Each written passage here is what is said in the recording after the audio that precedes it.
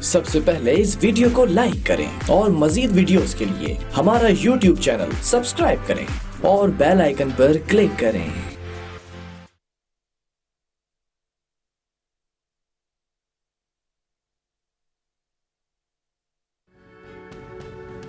आप देख रहे हैं अवाम के उठाए गए सवालात, हालत हाजरा पर तबसरों, तज्जियों, खबरों पर मुहित प्रोग्राम न्यूज लाइन रिदा सैफी के साथ। अस्सलाम वालेकुम, मैं हूँ रिदा सैफ़ी। नाजरीन, एक तरफ तो शहबाज शरीफ साहब ने कल जो है वो मुकम्मल तौर से जो इल्ज़ामात इस वक्त नून लीग के ऊपर लगते आ रहे हैं उसकी तरदीद की है एक निजी टीवी को इंटरव्यू देते हुए। दूसरी जानिब हम देख रहे हैं कि बिला तातुल जो है वो शेख रशीद साहब एक के बाद एक अपने तीर नश्तर बरसा रहे हैं पाकिस्तान मुस्लिम लीग नून के ऊपर भी। कहते हैं कि पाकिस्तान तहरीक इंसाफ ने 18वीं तरमीम के ऊपर जो है वो बात की है पाकिस्तान मुस्लिम लीग नून से, और उसमें उन्होंने अपनी कुछ शराइत रखी हैं जिसके ऊपर वो राजी भी हैं 18वीं तरमीम को रिवोक करने के लिए। सवाल ये उठता है कि आया ये जो 18वीं तरमीम का मामला है क्या वो इतना अहम है इस वक्त, जो कि एक तरफ मुल्क में बहरानी कैफियत है और हम ये देख रहे हैं कि कोरोना वायरस के पेश नज़र चीफ जस्टिस साहब ने पहला अज खुद नोटिस लिया है जिसकी आज भी समाअत हुई है। और इस समाअत के दौरान चारों सूबों के एडवोकेट जनरल और साथ ही साथ जो है वो एडवोकेट जनरल्स को बुलाया और साथ ही साथ अटॉर्नी जनरल को भी बुलाया गया है, और आज भी पूछगछ हुई और उसमें कुछ खातिर खा नज़र नहीं आई हुकूमतें जो है वो मुतमईन करते हुए, जिस पर चीफ जस्टिस साहब ने एक बहुत बड़ा रिमार्क दिया आज की जी पूरी हुकूमत बनाई जा सकती है अगर एक पॉलिसी नज़र नहीं आई। इस स्टेटमेंट का क्या मतलब है इस पर भी मैं बात करूंगी, और खासतौर पे ये जो शेख रशीद साहब स्टेटमेंट दे रहे हैं और फिर शहबाज शरीफ साहब का कल का इंटरव्यू, इस पर थोड़ी सी बात करेंगे। सबसे पहले मुझे ज्वाइन क्या है अभी एहसन इकबाल साहब हैं, सीनियर मरकजी रहनुमा है पार्टी के, मुस्लिम लीग नून के एमएनए हैं, उनको खुशामदीद कहती हूँ। Thank you so very much Ehsan Iqbal sahab for joining us. Ehsan Iqbal sahab, आपको मेरी आवाज आ रही है? जी आ रही है। बहुत शुक्रिया, आपने अपना कीमती वक्त दिया। एहसन इकबाल साहब, सबसे पहले तो मैं जानना चाहूंगी आज इंतहाई बड़ा ही अहम आप जैसे कि देख रहे हैं इस वक्त मुल्क में जो बहरानी कैफियत है और ख़ासतौर पे सुप्रीम कोर्ट में चीफ जस्टिस साहब ने जो अज खुद नोटिस लिया हुआ है कोरोना वायरस के हवाले से, उसमें उन्होंने ये कहा है कि अगर वफाक और सूबे ने कोरोना वायरस पर एक हफ्ते में यकसा पॉलिसी नहीं बनाई तो पूरी हुकूमत भी लाई जा सकती है और उसका भी हुक्म दिया जा सकता है। कैसे देख रहे हैं आप इस संबंध में? क्या हुकूमतें नाकाम हो गई हैं सूबाई सतह पर भी और वफाकी सतह पर? जी देखिए, हम तो मुसलसल 3 माह से इस बात को उजागर कर रहे हैं कि ये मरकजी हुकूमत की जिम्मेदारी है कि जब मुल्क के अंदर एक वबा की सूरत है, एक क्राइसिस है, तो तमाम स्टेक होल्डर्स को इकट्ठा करें और एक कौमी इत्तेफाक राय से पॉलिसी बनाएं। आपको याद होगा जब पेशावर में आदमी पब्लिक स्कूल पे दहशत गर्दी का हमला हुआ है तो उस वक्त हमारी हुकूमत ने और वज़ीर आज़म नवाज शरीफ ने इमरान खान साहब समेत जो कि उस वक्त डी चौक पे धरना देकर बैठे थे, पूरी मुल्क की क़यादत को 24 घंटे में एक मेज पर बिठाया, 7 अस्करी क़यादत बैठी और हमने नेशनल एक्शन प्लान बना लिया 2 दिनों के अंदर। तो ये हुकूमत का फर्ज था। यहाँ हालत ये है कि वज़ीर आज़म अपोजिशन के साथ बैठने के लिए तैयार नहीं है। हुकूमत के वजीर जो है वो सूबाई हुकूमत के ऊपर तोपों के दाने खोले हुए हैं, तनकीद मुसलसल कर रहे हैं। तो ये मेरे ख्याल में मरकजी हुकूमत की नाकामी है। इसकी जिम्मेदारी वफाकी हुकूमत पर आयद होती है जिसका फर्ज था कि सबको इकट्ठा करती। अपोजिशन तो दूर की बात है, जो वफाकी इकाइयाँ हैं उनके साथ भी एक पेज पर नहीं है। जो गिलगित बल्तिस्तान और आज़ाद कश्मीर की हुकूमतें हैं, चूँकि वो मुस्लिम लीग नून की हैं, उनको भी सौतेला छोड़ा हुआ है और वो अपनी मदद आपके तहत काम कर रहे हैं। उनकी पोस्ट के ऊपर किसी किस्म की वफाकी हुकूमत की इमदाद नहीं है। तो ये जो तंग नजरी है और ये जो एक छोटी सोच के साथ तने तनहा एक वबा का मुकाबला करने का ख्वाब है, ये मुनासिब नहीं है। इस वक्त जो मुल्क को चैलेंज दरपेश है, इसमें तो जरूरत है कि सबको इकट्ठा किया जाए और पूरी कौमी सलाहियत को यकजा किया जाए, जिसमें ये हुकूमत नाकाम नजर आ रही है क्योंकि इनके पास सिर्फ टीचर उछालना, उछालना, तनकीद करना, नफरत को जोर देना और इल्ज़ामबाजी करना। तो अब ये हुकूमत को समझना चाहिए कि ये डी चौक में कंटेनर पे नहीं खड़े हैं, ये हुकूमत की जिम्मेदारियों पर हैं। तो बड़े दिल के साथ, दिमाग के साथ, फरासत के साथ समझदारी के साथ सबको इकट्ठा करें। और अब सुप्रीम कोर्ट ने जो नोटिस दिया है, ये वही बात है जो हम मुसलसल ऑपोजिशन की तरफ से भी जी। बार बार कह रहे हैं कि हुकूमत एक कौमी पॉलिसी बनाने में नाकाम हो रही है, और उसको अब ये फौरन जबकि काफी वक्त अच्छा, गुजर ऐसे गया, इकबाल साहब ये गिला भी करते हुए दूसरी जमातें नजर आ रही हैं कि ओपोजिशन की सबसे बड़ी पार्टी पाकिस्तान मुस्लिम लीग नून उस तरह से जो है वो नहीं सामने आ रही ओपोजिशन कार्ड प्ले करते हुए जैसे कि होना चाहिए। नहीं देखिए, इस वक्त तो सबसे बड़ी ऑपोजिशन जमात मुस्लिम लीग नून है, क्योंकि जी। जितनी न्यायती कार्रवाइयों का मुकाबला, जितनी गिरफ्तारियां मुस्लिम लीग नून की हो रही हैं, किसी और की नहीं हो रही हैं। लेकिन फर्क सिर्फ यह है कि चूंकि मुस्लिम लीग नून से पंजाब की हुकूमत जहां उसको अक्सरियत मिली थी वो छीन ली गई है, तो उसके पास उस तरह का प्लेटफॉर्म नहीं है जैसा पीपल्स पार्टी के पास सिंध की हुकूमत के नतीजे में है। तो चूंकि हम महज ऑपोजिशन के अंदर हैं, तो अक्सर इश्यूज के ऊपर हमारी आवाज़ को हम पल्ला नहीं समझा जाता उन सूबाई हुकूमतों के, जो कि अपनी सरकारी हैसियत में उनके वजीर आला अपनी जमात की अच्छा, नुमाइंदगी ये कर बड़ा रहे थे। बड़ा लेकिन पर्टिनेंट आपने ये जो है इशू उठाया है, और दो की डेफिनेट सी बात है कि उनकी हुकूमत है एक सूबे में और आपके पास इस वक्त सूबे में भी कोई हुकूमत नहीं है। दो कि आप इस वक्त सबसे बड़ी ऑपोजिशन की जमात है जैसे कि आप कह रहे हैं। अच्छा, मुझे बताइए कि एहसन इकबाल साहब, एक दिन कबल हमने देखा कि शेख रशीद साहब ने एक निजी टेलीविजन पे इंटरव्यू देते हुए ये कहा कि 18वीं तरमीम के मामले में, चूंकि आपको मालूम है कि इस वक्त 18वीं तरमीम को भी बहुत ज्यादा दोबारा से उठाया जा रहा है वफाक की जानिब से, हुकूमत की जानिब से, और पेश है सारे वुज़रा इस मामले पे आगे बयानबाजी करने में।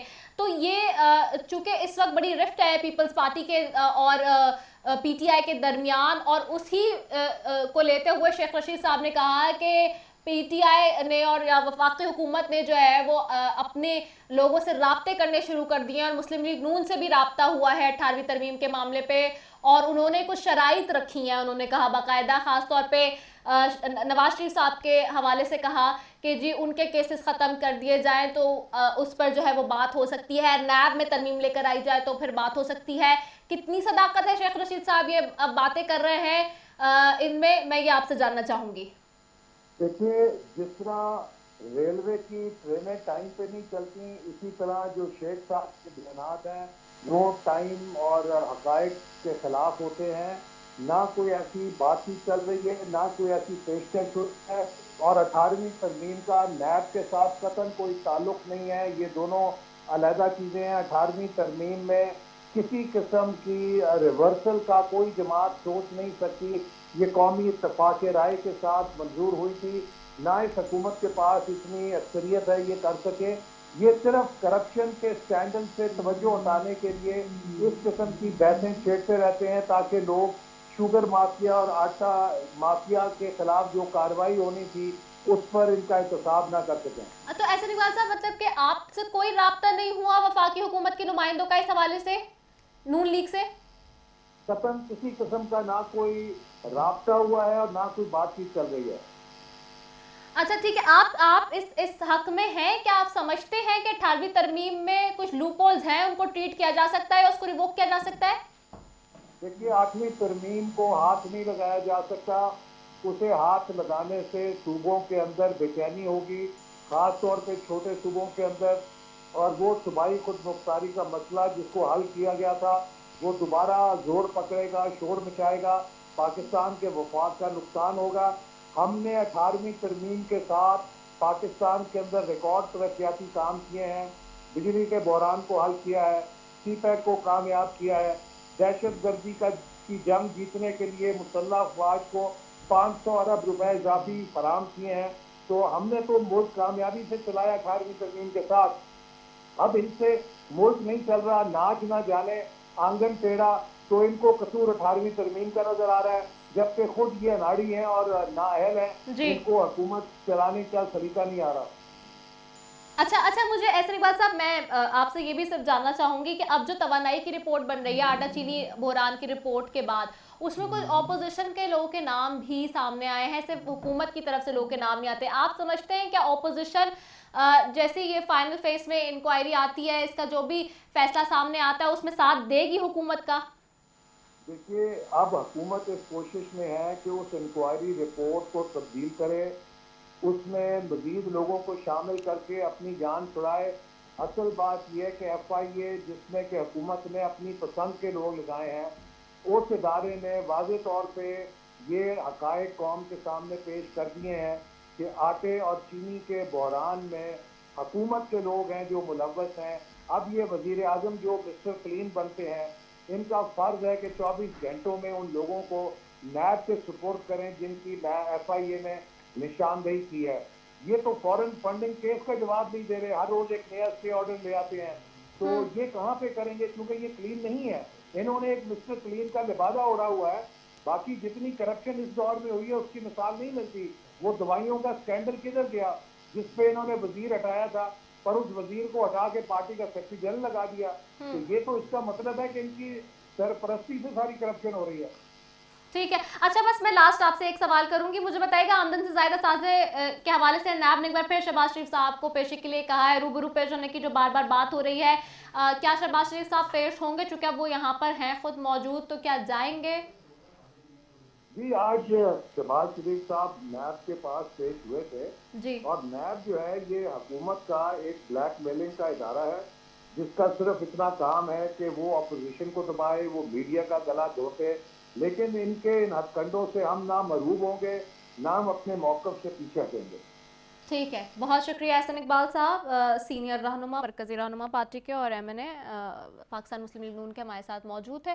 और जी उन्होंने एक बात जो बड़ी इम्पॉर्टेंट इस सारे सिनारियो में कही, वो ये कि जी उनका मौक़िफ़ ये है क्लियरली कि जी ना कोई रिवर्सल की तरफ जा सकता है 18वीं तरमीम के, और ना कोई जमात ये सोच सकती है, और अगर उसको छेड़ा तो छोटे सूबों में ख़ास तौर पे उन्होंने कहा कि एक जो है वो ऐसी कैफियत पैदा हो जाएगी हलचल की और बहरान किसी जो कि काबिल कबूल नहीं होगी। वेल, एक ब्रेक लेते हैं, ब्रेक के बाद वापस आ रहे हैं।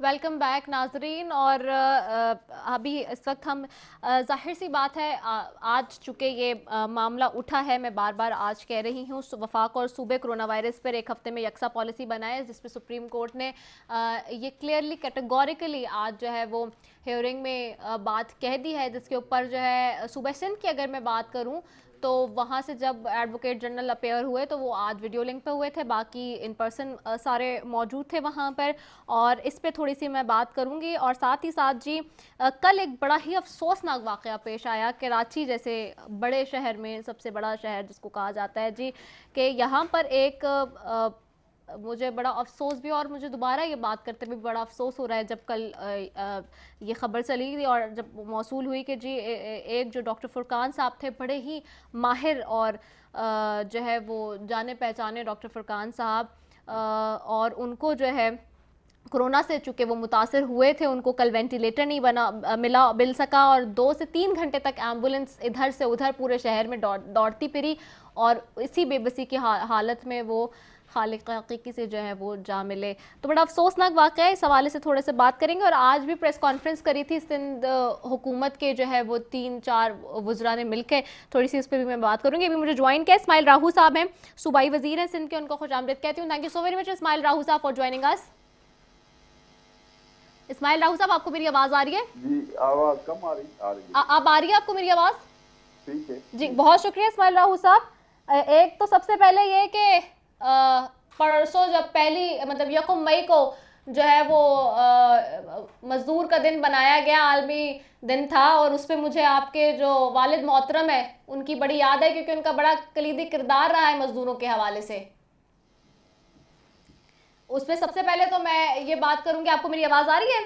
जी, आवाज़ बीच में कट रही है लेकिन आ रही है बीच में। अच्छा चलिए, सबसे पहले तो मुझे आज ये बता दीजिएगा कि आज चूंकि सुप्रीम कोर्ट में हेयरिंग थी आप लोग के इस हवाले से, वफाक और सूबे में जो कोरोना वायरस का मामला इस वक्त पेश नज़र है, आज चीफ जस्टिस साहब ने बड़े इस पे सख्त बयानात भी दिए हैं। ख़ासतौर पे उन्होंने जो ये कहा है कि अगर आप लोग एक यकसा पॉलिसी बनाने में नाकाम होते हैं पूरे मुल्क के अंदर, तो फिर अबूरी हुकूमत की भी बात का उन्होंने इंदियाह दिया है। और इसके अलावा भी बड़े सवाल जवाब हुए हैं। अब तक हम देख रहे हैं सो फार सिंध की जो परफॉर्मेंस है वो तो आप लोग बताते तो बहुत अच्छी है जब आप मीडिया पर आते हैं, प्रेस कॉन्फ्रेंसेस करते हैं, लेकिन वहाँ एडवोकेट जनरल जो हैं आपके जब वो अपेयर होते हैं तो वो मुतमईन करने में खासे नाकाम रहते हैं, क्या वजह है इसकी? देखें, अब जो जाहिर है सुप्रीम कोर्ट ने जो अपनी ऑब्जर्वेशन दी हैं तो वो अपनी जगह पे, और मैं उन पे तो कोई बात नहीं करूंगा। लेकिन जहाँ तक तहलीक हमारी परफॉर्मेंस का या हमारे काम का, यकीनन ये एक ऐसी सिचुएशन है, ऐसी सूरत हाल है जिससे पूरी दुनिया दो चार है और ये बड़े मुश्किल हालात हैं। और इसमें हम अपने तौर पर हमने कोशिश की है, हम कभी नहीं, हमने ये दावा नहीं किया कि जी हमें मुकम्मल इकदाम हमने कर लिए हैं।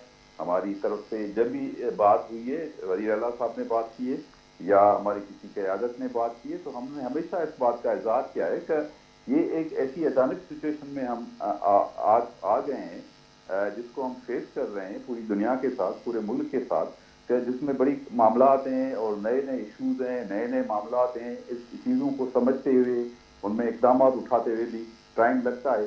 लेकिन अब देखें, हमने जो इक़दाम किए, हमने कभी नहीं कहा कि जी हमने ये भी किया है, ये भी किया है, ये भी किया है। इन इक़दाम को अगर एप्रीसिएशन मिली है, जिनके इक़दाम को अगर तारीफ की गई या उनको एडमायर किया गया या उनको एडमिट किया गया, तो ये तमाम दूसरी जो लोग हैं, सिंध के लोगों, सिंध हुकूमत के या पाकिस्तान पीपल्स पार्टी के लोगों के अलावा दूसरे लोगों ने भी उनको एडमिट किया। वर्ल्ड लेवल पे जो और इदारे हैं उन्होंने भी इस बात को एडमिट किया कि सिंध ने बेहतर मुकम्मल, तो इस सिचुएशन ऐसी थी, मामलात ऐसे थे और ये वबा ऐसी है, इसमें मुकम्मल इक़दाम तो हो नहीं सकते थे, ना अभी भी हम कर पा रहे हैं, ना कर पाएंगे। लेकिन बेहतर थे, उस बेहतरी का सबूत ये हुआ कि जो लोग बरमला इस बात का इज़हार कर रहे थे कि जी ये भी गलत है, ये नहीं होना चाहिए, ये नहीं होना चाहिए, उनको बुला आकर सिंध हुकूमत ने जो इक़दाम कर रहे थे उस दिन बैठ के वो उसकी मुखालफत भी करते थे, तनकीद भी करते थे। लेकिन दूसरे दिन उन्हीं इक़दाम को, उन्हीं फैसलों को या उसी हिकमत अमली को अपनाना पड़ता था दूसरे सूबों को या इवन खुद वफाक को।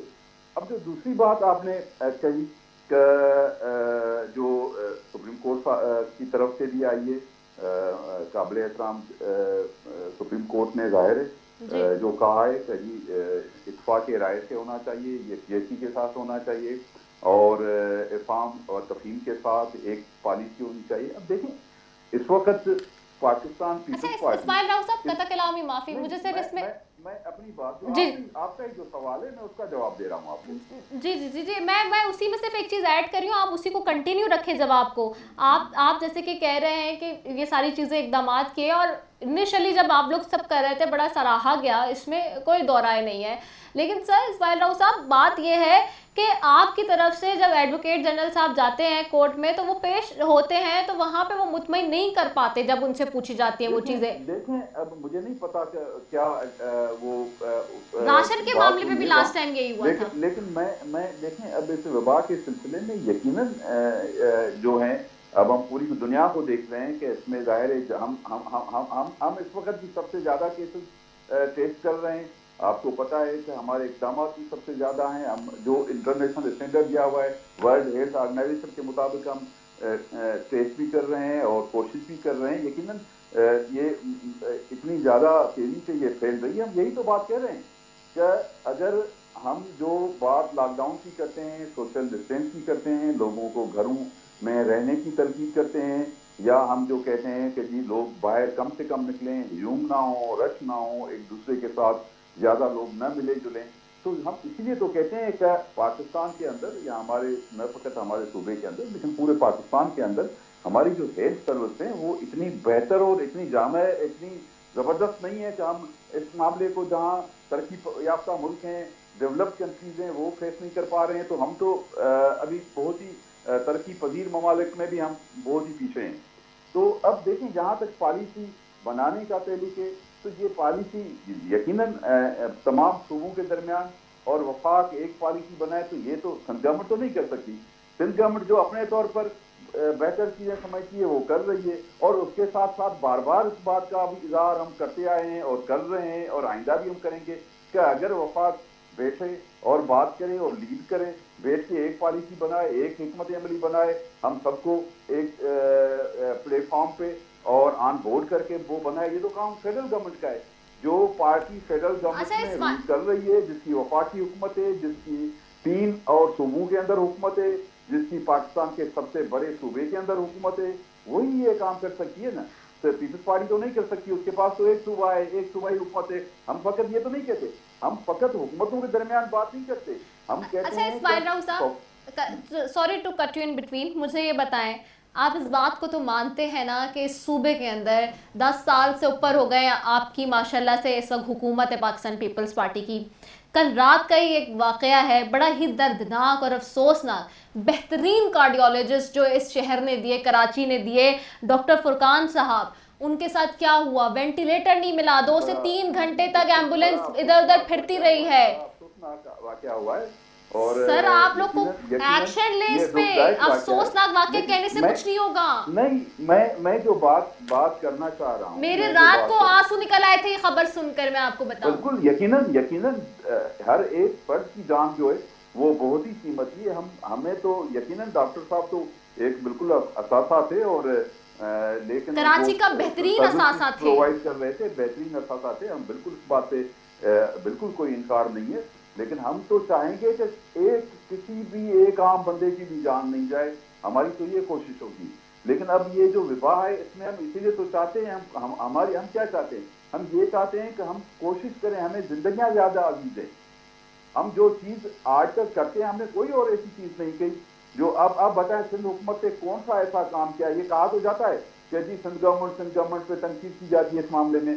आप मुझे बताएं सिंध गवर्नमेंट ने कौन सा ऐसा फैसला, ऐसा इकदाम किया है, ऐसा काम किया है जो फिर वफाक ने नहीं किया है उसके फॉलो अप में, या दूसरे सर मैं तो कोई सियासी बात नहीं, ना कोई तनकीद करने की बात कर रही हूँ इस्माइल साहब। मैं तो सिर्फ ये कह रही हूँ कि अगर एक बेहतरीन कार्डियोलॉजिस्ट, एक डॉक्टर बहैसियत, उसको वेंट नहीं मिला, 2 से 3 घंटे में एम्बुलेंस में इधर से उधर, वो बेबसी की हालत में, लापरवाही की हालत में इधर उधर वो एम्बुलेंस घूमती रही है, तो यहाँ आम शहरी का क्या हो रहा होगा, आम इंसानों के साथ क्या हो रहा होगा? हम इस बात की निशानदेही करना चाहते हैं।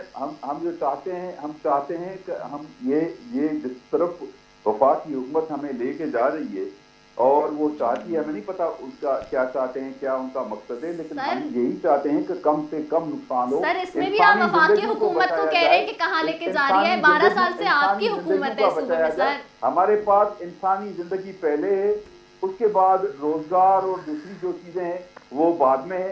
डॉक्टर साहब के लिए जहाँ तक मुझे पता है, मैंने अभी ये जाहिर है हेल्थ डिपार्टमेंट ही ज्यादा इसकी वजायत कर सकता है, लेकिन सर जहाँ आप तक लोग मुझे इस बात बताया की श्योरिटी दे सकते हैं कि आगे किसी के साथ इस तरह नहीं होगा? मैं बात कर रहा हूँ, आप बात सुने। जी जी।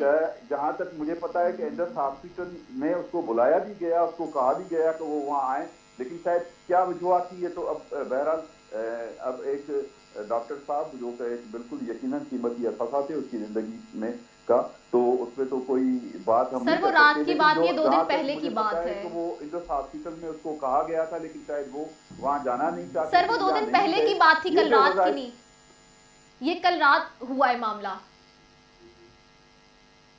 सर बहुत शुक्रिया इस्माइल राहू साहब आपका। मैं इस वक्त भी कोई, चूँकि सिचुएशन ऐसी है कि मैं अपने लोगों पे इस वक्त सियासत नहीं कर सकती, आप लोग का काम है सियासत करना, मेरा काम है सिर्फ सवाल करना। बहरहाल बड़ा अफसोसनाक सूरत हाल है। मैं एक यहाँ वक्फा ले रही हूँ, उसके बाद वापस आते हैं।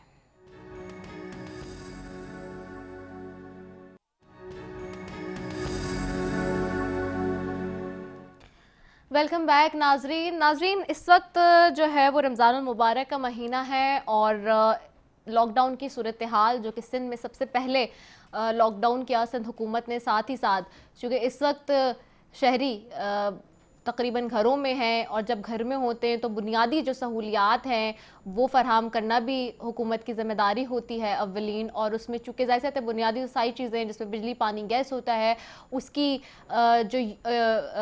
जो यूटिलाइजेशन है वो ज़्यादा बढ़ जाती है, उसका यूजेज ज़्यादा हो जाता है। इस वक्त हम देख रहे हैं कि पानी के हवाले से भी चूँकि गर्मी भी शुरू हो गई हैं उसकी भी क़िल्लत है और उसके हवाले से जो चीज़ें सामने आ रही हैं इस पर थोड़ी सी बात करूँगी। इस वक्त मुझे ज्वाइन किया है, हमारे साथ मौजूद हैं एमडी वाटर बोर्ड हैं असदुल्ला खान साहब, उनको खुशामदीद कहती हूँ। Thank you so very much Asadullah साहब फॉर ज्वाइनिंग अस।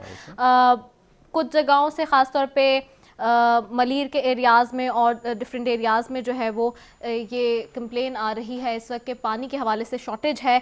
चूँकि जाहिर सी बात है, मैंने अभी इनिशियल में ही बता दिया कि उसकी वजह भी क्या है, सब लोग इस वक्त घरों में हैं और यूज़ेज ज़्यादा बढ़ गया है। तो किस तरह से मैनेज कर रहे हैं, अब थोड़ा सा मुझे बताइएगा, क्योंकि आप पहले भी बताते आए हैं कि कितनी ज़रूरत है, कितना शॉर्टेज है और क्या है, तो अब इस वक्त क्या सूरत हाल है? बिस्मिल्लाहिर्रहमानिर्रहीम। जैसे कि आप सबको पता है और आपके इल्म में भी है ये बात कि लॉकडाउन की सूरत हाल जो है वो 23 मार्च से जो है वो शुरू हुई ऑफिशियली। उससे पहले 3 दिन पहले ट्रायल था, उसके बाद 23 को ये अनाउंस हुआ। तो ऑनरेबल्स चीफ मिनिस्टर सैयद मुराद अली शाह साहब ने एक मीटिंग कॉल की थी, उसमें मुझे भी जाना हुआ और वहाँ सबसे पहला क्वेश्चन यही जब लॉकडाउन को फाइनल कर रहे थे तो यही आया कि जी 3 चीज़ें जो हैं वो बुनियादी हैं, गैस, बिजली और पानी, कि ये तीनों चीज़ें जो हैं वो प्रोवाइड करनी पड़ेंगी आवाम को, तो आवाम थोड़ा सा सुकून में रहेगी। तो being MD Karachi water and sewerage board, जब मुझसे पूछा गया तो मैंने ये अर्ज़ किया कि क्योंकि हम तकरीबन कमो बेश 100 मिलियन गैलन के करीब इंडस्ट्रीज़ को पानी देते हैं, क्योंकि इंडस्ट्रीज जब बंद हो जाएंगी तो वो पानी हम डाइवर्ट कर देंगे पब्लिक की जो लाइनें हैं या डोमेस्टिक यूसेज जो है उसमें हम कर देंगे। तो अल्हम्दुलिल्लाह वो हमारा जो एक्सपीरियंस था या जो हमारी जो उसमें जो हमारी स्ट्रेटजी थी वो कामयाब रही, और इस तरह से रही कि कराची के अंदर कमो बेश 100 के करीब ऐसे वेल्व्स हैं जो डेली ऑपरेट होते हैं, क्योंकि जैसे कि आपके इल्म में है, मैं पहले भी अर्ज़ कर चुका हूँ आपके प्रोग्राम्स में कि कराची के अंदर 40% पानी अवेलेबल है और 60% पानी अवेलेबल नहीं है। लेकिन क्योंकि ये इंडस्ट्रीज़ बंद हो गई थी तो ये सारा पानी जो है हमने फिर डाइवर्ट किया डोमेस्टिक लाइनों की तरफ, और वाल ऑपरेशन हमने किया। वाल ऑपरेशन के अंदर ये है कि क्योंकि लॉकडाउन बहुत ज़्यादा सख्त था, लेकिन उसके बावजूद गवर्नमेंट की इंस्ट्रक्शंस पे लॉ एनफोर्समेंट एजेंसी ने, रेंजर्स ने, पाकिस्तान ने और पुलिस ने हमारा बिल्कुल मेरे जो जितना भी स्टाफ था उनको फैसिलिटेट किया और वाल ऑपरेशन चलता रहा। तो आपने ये देखा होगा कि बहुत ज़्यादा कहीं कहीं तो देखें एक होता है ना कि डोमेस्टिक प्रॉब्लम आ जाता है या लोकल प्रॉब्लम आ जाता है, वो तो ज़रूर कहीं ना कहीं नज़र आया होगा आपको, लेकिन बहुत ज़्यादा कहीं पे भी पानी की शॉर्टेज नज़र नहीं आई और अल्हम्दुलिल्लाह वो मैनेज होता रहा। जैसे कि अभी आपने फरमाया कि मलीर के इलाके में या गुलशन में या किसी भी ऐसे इलाके के अंदर नाज़ाबाद की भी आ रही है, नाज़ाबाद की भी, तो लोकली अब नाज़ाबाद का मैं आपको बता दूं बड़ा अजीब सा है, कहना कुछ अच्छा भी नहीं लगता है कि हमारा ऐसा भी सिस्टम है कि नाज़ाबाद के अंदर जो KDH चौरंगी है उसके नीचे हमारा एक पानी की लाइन है जो कमो बेश कुछ 40-45 साल पुरानी कॉस्ट आयरन की लाइन डली हुई थी। बहुत बुरा लग रहा है इस वक्त नेशनल टीवी पे बात ये कहते हुए कि हिरोंची जो है वो नाले के अंदर गए और नाले में अंदर जाके उन्होंने एक कोई तकरीबन 12 फीट लेंथ का एक पाइप था वो काट के तोड़ के, क्योंकि इस वक्त कोई भी नहीं था, लोगों का आना जाना आजकल लॉकडाउन की वजह से बंद था, वो तोड़ के ले गए। पहले तो ये समझ में नहीं आ रहा था कि पानी आखिर क्यों नहीं पहुंच रहा है। उसके बाद जब सॉर्ट आउट किया गया तो नाले के अंदर जाके, क्योंकि वो नाला जो है वो ड्राई है, उसमें इतना फ्लो नहीं था, सीवरेज का भी इसमें कम फ्लो था, तो उसके अंदर जाके वो एक 12 फीट का पाइप जो है जो कि उनके लिए कोई बहुत ज़्यादा कीमती नहीं होगा वो तोड़ के ले गए। उसके बाद फिर हमें जो है या तो हम रोड को कट करते, नया रोड बना हुआ था, अगर वो रोड कट करते तो वो एक बड़ी बुरी सी बात हो जाती। तो फिर उसी नाले के अंदर जाके फिर बड़ी मुश्किल के साथ पूरी वेल्डिंग प्लांट को उस नाले में लेके गए।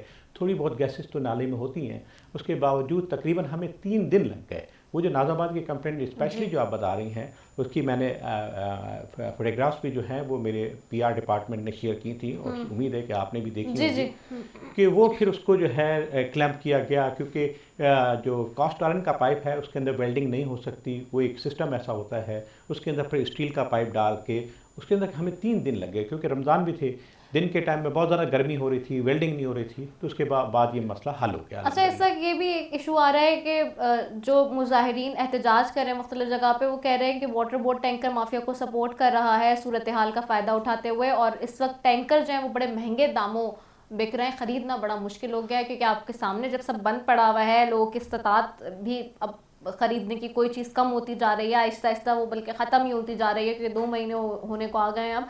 तो ये टैंकर ख़रीदना और ये सारी चीज़ें, इसमें आपने कोई कोई मैकेनिज़्म, कोई पॉलिसी बनाई है? देखिए, मैं ये पहले भी बारहा ये अर्ज़ कर चुका हूँ और अब आज फिर से आपके तवज्जुह से ये बताता चलूँ कि हमारे जो 6 टैंक हाइड्रेंट्स हैं, इन टोटल 6 हाइड्रेंट्स के ऊपर जो है वो 18 MGD का ड्रॉ होता है। 18 MGD टोटल कराची का पानी सप्लाई होता है, उसका सिर्फ 3% बनता है। जिस वक्त ये लॉकडाउन शुरू हुआ था उस वक्त हमने ये भी एक इक़दाम किया था, मिनिस्टर लोकल गवर्नमेंट जनाब नासिर हुसैन शाह साहब की हिदायत के ऊपर उन्होंने मुझे कहा कि सबसे पहले जो है वो कमर्शियल आप बंद कर दें। इत्तफाक से, क्योंकि इंडस्ट्रीज बंद हो गई थी और थोड़ी बहुत जो चल भी रही थी या थोड़ा बहुत इंडस्ट्रियल वर्क भी चल रहा था, वो भी मैंने बंद कर दिया।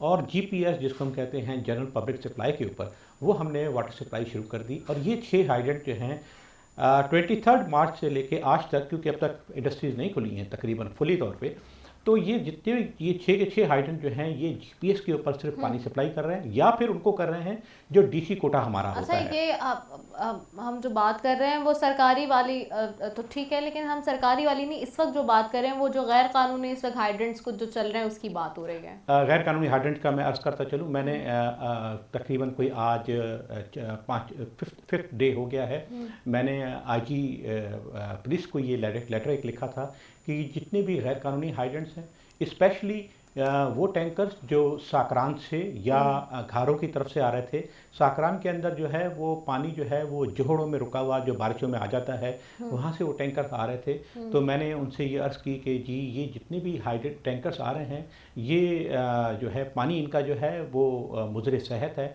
मेहरबानी करके इनको बंद कर दिया जाए। तो पुलिस आपके नॉलेज में है इस वक्त कितने कराची में जो है वो गैर कानूनी हाइड्रेंट्स इस वक्त काम कर रहे हैं? हाइड्रेंट के 2 तरीके हैं, मैंने जैसे पहले भी अर्ज़ किया था कि एक तो ये है कि ये पोल पे लगा हुआ है और बाकायदा टैंकर आके खड़ा हो रहा है और टैंकर भरे जा रहे हैं। इस किस्म के हाइड्रेंट्स कोई भी नहीं है।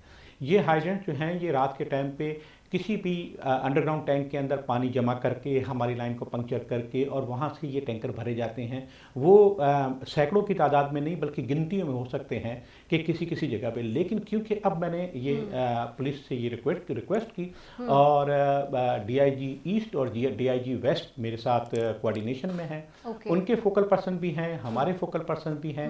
FIR अब तक जो है डिस्ट्रिक्ट वेस्ट के अंदर 7 FIR 5 दिन में कट चुकी हैं और उसके साथ डिस्ट्रिक्ट ईस्ट के अंदर जो है वो 5 FIR अब तक जो है वो कट चुकी हैं। हमारे फोकल पर्सन जो हैं उनके फॉर्स कांटेक्ट में रहते हैं। जैसे ही कोई टैंकर ऐसा पकड़ा जाता है, क्योंकि ये जितने भी रास्ते हैं जिनसे ये टैंकर्स कराची में दाखिल होते हैं इलीगल तौर पे, उनके वो रास्ते जो हैं वो ब्लॉक कर दिए गए हैं और फोकल पर्सन मेरे अवेलेबल होते हैं। जैसे ही टैंकर पकड़ा जाता है तो उनको बुला लेते हैं और FIR कट जाती है। तो अब पिछले 5 दिन से काफ़ी आपको फ़र्क महसूस होगा, इलीगल हाइड्रेंट्स नहीं चल रहे। अच्छा, आज कुछ आपके जो मुलाजमीन हैं उन्होंने भी जो है वो प्रोटेस्ट किया है बोनस के हवाले से और इस हवाले से तनख्वाहों के हवाले से, इस पे क्या एक्शन लिया आपने? बिल्कुल ठीक, आपके पास ये इत्तला मिल चुकी होगी आपको मीडिया के थ्रू। ऐसा है कि पिछले जो 23 मार्च से जब लॉकडाउन शुरू हुआ तो वाटर बोर्ड जो है वो अपनी रिकवरी खुद करता है और वाटर बोर्ड उसी से एक्सपेंडिचर करता है। ठीक है। मैम, जो मेगा प्रोजेक्ट्स हैं उसमें गवर्नमेंट ऑफ सिंध की इनात जो है वो हमेशा हम पे रहती है और गवर्नमेंट ऑफ सिंध की सपोर्ट रहती है जो हमारे मेगा प्रोजेक्ट्स हैं। जैसे 100 MGD धाबीजी बना, उसके बाद 65 MGD का हमारा प्रोजेक्ट है, K4 प्रोजेक्ट्स है और जितने भी हमारे बड़े प्रोजेक्ट्स हैं उसमें गवर्नमेंट ऑफ सिंध की बिल्कुल हम पे दाद शफ़क़त रहती है। लेकिन जितनी भी मेंटेनेंस का वर्क है और सैलरी स्पेशली जो होती है वो वाटर बोर्ड टैक्सेस से, जो आपके आवाम के टैक्सेस से जो आती है, जो रिकवरी आती है, उससे हम ये कंप्लीट करते हैं। लेकिन क्यों कि पिछले 23 मार्च से लेके और अब हम मई के अंदर आ गए, अप्रैल गुजर गया, इसके अंदर उसमें इंडस्ट्रीज़ नहीं चल रही। हमारी सबसे ज़्यादा इनकम जो होती है वो इंडस्ट्री से होती है, जिसको हम बल्क वाटर सप्लाई कहते हैं। वहाँ से हमारी इनकम नहीं हुई, जिसकी वजह से सैलरी देने में प्रॉब्लम हो रहा था।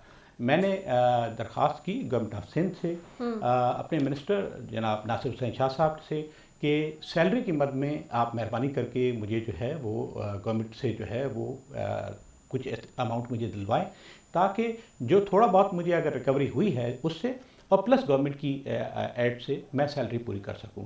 उस सिलसिले में समरी बिल्कुल तैयार हो गई है, समरी फाइनल्स में है और वो अमाउंट जो है मैं आपके तवज्जुह से भी, अगर मेरे एम्प्लॉयज़ भी इसको सुन रहे हैं, मैं डेली बेसिस के ऊपर उसके ऊपर कोशिश कर रहा हूँ कि वो अमाउंट जो है वो जल्द से जल्द वाटर बोर्ड को मिल जाए और वाटर बोर्ड के अकाउंट में आ जाए, ताकि गवर्नमेंट प्रिंसिपली तौर पे इस पर बिल्कुल तैयार है कि जो इस वक्त आज ये अप्रैल एंड मई ये 2 महीने की सैलरी जो है ये गवर्नमेंट जो है वो देगी, तो मैं वो डिसबर्स कर दूंगा अपनी एम्प्लॉयज़ को। ठीक है, बहुत शुक्रिया। MD water board Karachi Asadullah साहब हमारे साथ मौजूद थे। इसी के साथ जी नाजरीन अपनी मेज़बान रिदा सैफी को दीजिए इजाज़त। पाकिस्तान जिंदाबाद।